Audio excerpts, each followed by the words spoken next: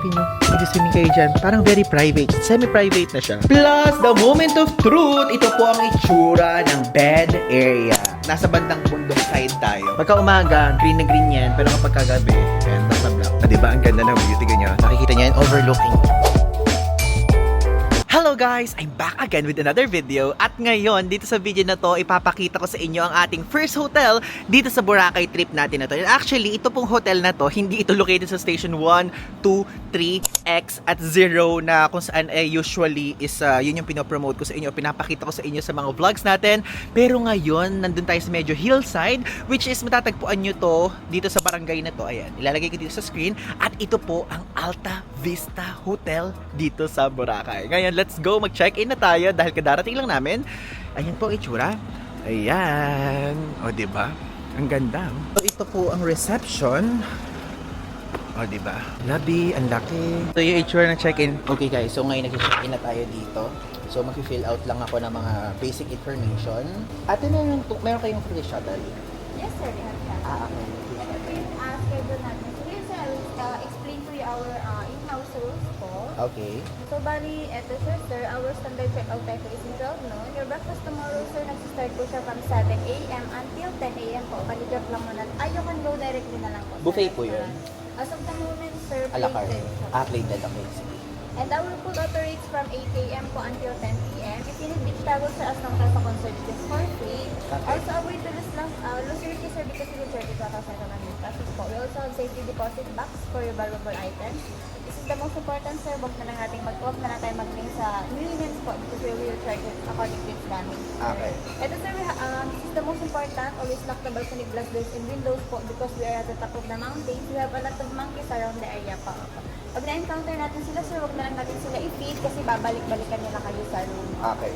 And also, ito, sir, pag magpapa-makeup room, sir, sa pan-request, you can drop your address po or contact us at this number.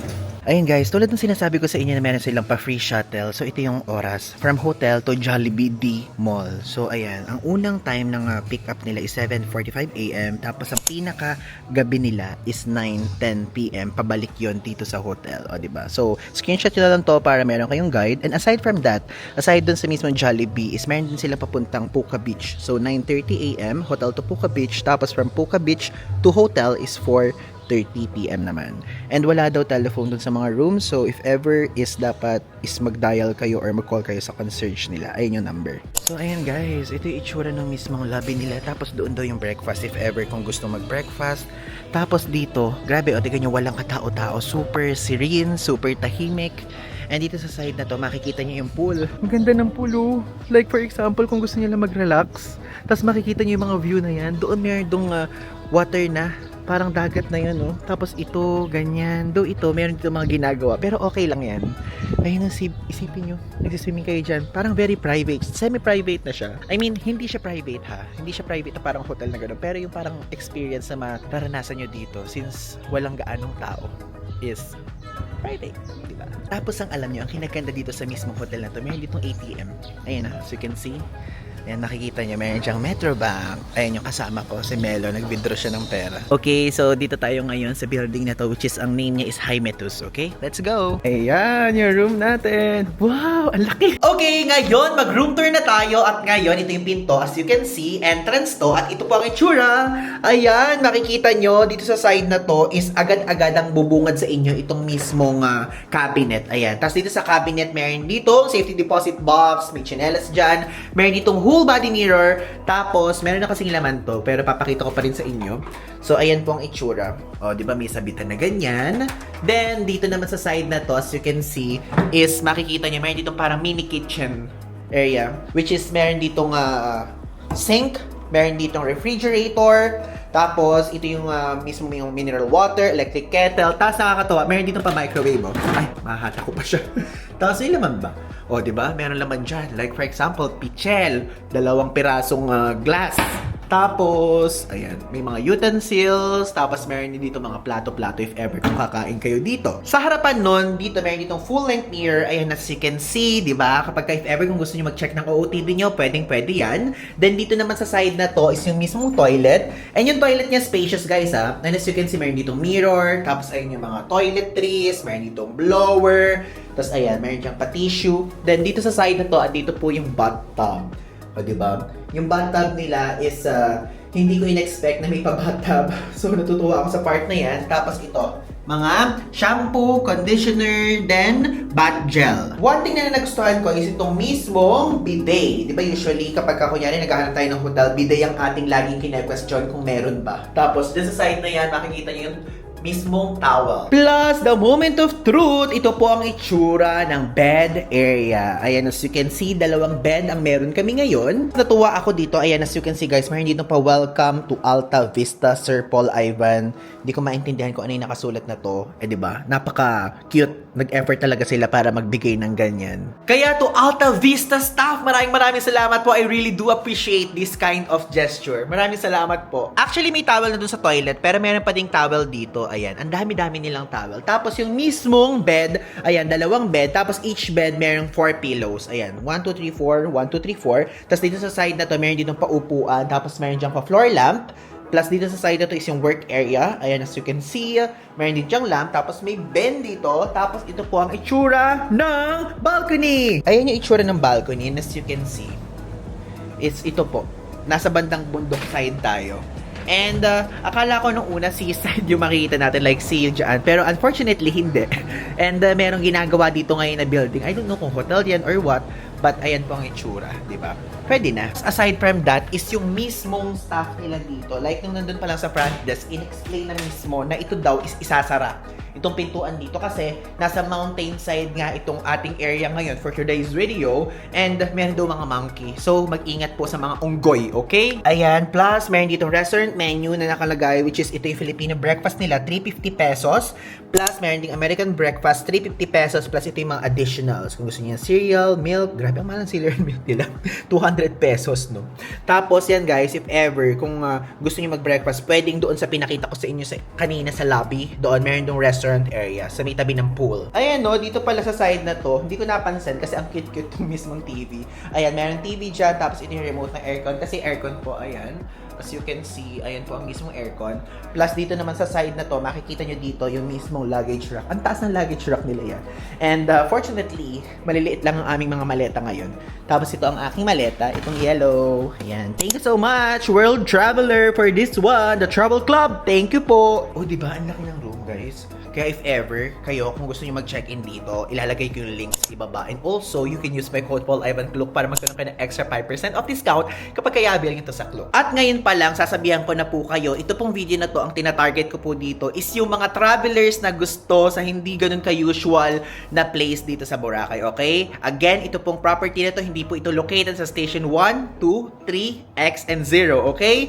Mas malayo pa po ito sa Crimson, but at the same time, hindi naman nagbabaryo if ever kung transportation purposes ang inyong pag-uusapan, ng ating pag-uusapan dahil mayroon nga silang pa-free shuttle naman, okay? Kaya hindi kayo mapapagod at hindi kayo magbabayad. At the same time, marerelax kayo and medyo malayo tayo sa kaingayan, ganung level. For relaxation, for calm surroundings, this one, isa sa mga perfect options dito sa isla. Okay guys, so evening time ngayon at gusto ko lang sa inyo pakita yung itsura ng labas nitong ating room.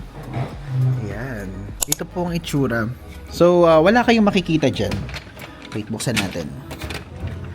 Ito ang itsura. Ayan, di ba? Pagka umaga, green na green yan. Pero kapag kagabi, ayan, black na black. Buti nga sa camera ay nakikita pa dahil meron pa itong medyo low light feature, di ba? So, sabi dun sa mismo ibaba, sasara daw ito kasi meron daw ditong mga monkeys. Kasi nasa mountain naman. So, reasonable. Valid yun. Tapos, ayun, gusto ko sa inyo pakita to. Yung kanina, di ba nagmamadali tayo kanina, so hindi natin nakita mabuti. Natutuwa ako. Ang effort ng mga staff. So, maraming salamat ulit sa staff ng Alta Vista. Ay, ang galing. Yung mata, parang dahon-dahon siya.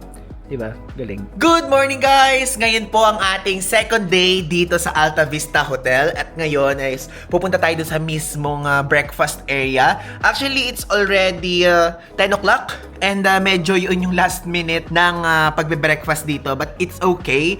Kasi tumawag naman ako sa concierge kasi may number sila. So ilalagay ko dito sa screen if ever kasi walang telephone number or telephone mismo sa hotel room.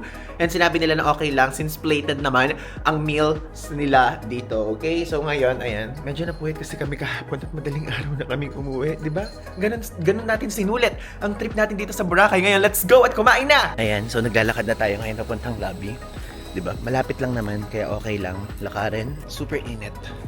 Thank you Lord for this sunlight. Ayan, ito na tayo sa breakfast area. O diba, ang ganda ng view. Tignan nyo, nakikita nyo yung overlooking view of Boracay. Hello! Good morning po! Okay guys, nakaupo na tayo dito at ngayon gusto kong ipakita sa inyo yung menu ng food nila. Like yung breakfast food. So, mayroon dalawang option. Filipino breakfast saka American breakfast.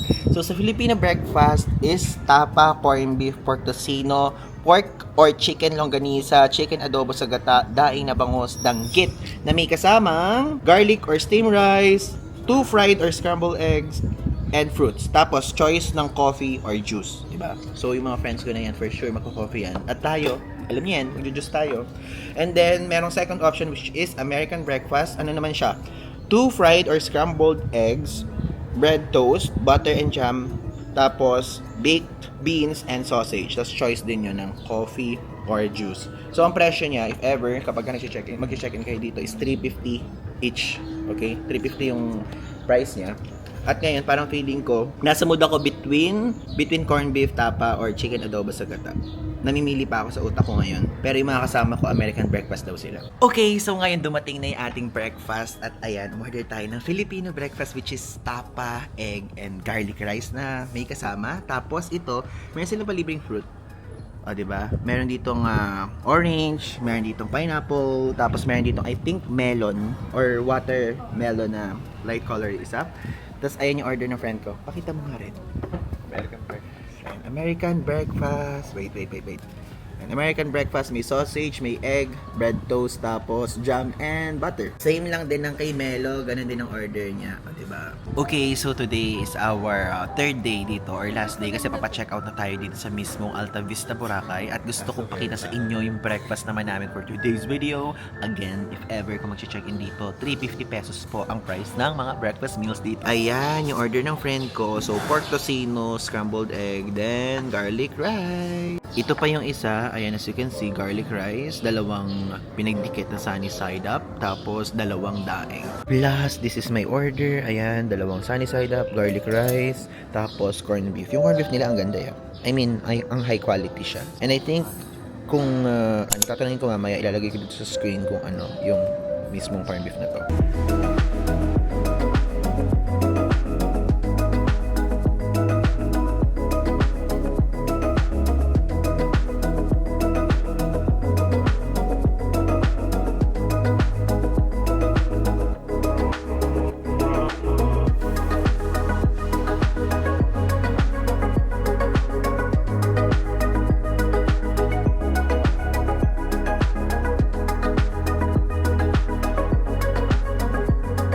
Okay, ngayon, i-share ko naman sa inyo yung quick verdict, feedback ko, review ko sa ating hotel ngayon, which is itong Alta Vista Hotel, okay? So, to be honest, itong hotel na to, isa to sa pinakamagandang hotel na may overlooking place na napagstayan ko dito. Since dalawa pa lang naman sila so far. Yung one is yung Hotel Sofia na natuluyan natin before. At ngayon itong Alta Vista. At alam nyo ba, yung kaibigan ko si Red, nagre-research siya. Sinearch siya kung ano ibig sabihin ng Alta Vista. Then, ang ibig sabihin pala nun is overview. Parang ganun, overlooking something. Gets nyo yun? Yung parang, ayan kasi, dito mismo sa balcony makikita nyo yan, yung view na yan. So, yun yung meaning ng Alta Vista. Kaya, very on brand pala talaga itong hotel na to. So, ngayon magsimula na muna tayo sa budget, sa location, and sa mismong service nila, okay? So, unahin na muna natin yung service. Sa service, okay. Napaka-okay ng service ng lahat ng staff dito. Like, napaka-attentive nila sa lahat. Very, attention to detail, ganyang level. Tapos, kapag kunyari, kasi, usually, kapag dito, since nasa taas siya, kung gusto nyo mag-request ng tricycle, kung hindi kayo pasok dito sa shuttle schedule na yan, sila yung tatawag. Tapos, sinasabi nila, sir, upo na po muna kayo dyan, ganyan, pasensya na po, late, ganyan, and kung ano-ano pa man, ganung level. Then, natutuwa ako doon kasi talagang inaalalayan nila yung mga guests nila sa pag-iintay, ganung level. So, check yun sa akin. And aside from that, doon sa mismong restaurant, ang bait ng mga staff sa restaurant. And tatanungin ka talaga nila kung ano gusto nila. And kapag kunyari wala na laman yung water mo, re-refill nila, ganung level. So, check din again sa akin yun. Then, sa mismong front desk, okay, mabait. And hindi ko na-experience yung magpa-housekeeping. So, hindi namin napalinis yung room namin. Pero kasi choice din naman namin yun na hindi magpalinis. Kasi, lang, parang di lang namin na i-turn on or nasabi yung mismong cleaning ng room, okay? So, check ang service. Yung service nila ay already 10 out of 10.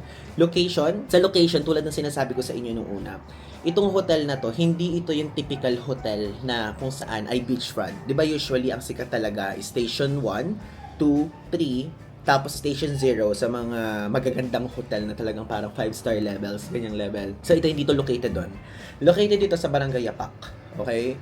So, yung Barangay Yapak, medyo dulo pa siya ng Station 0. And ito nga, nasa medyo hillside to.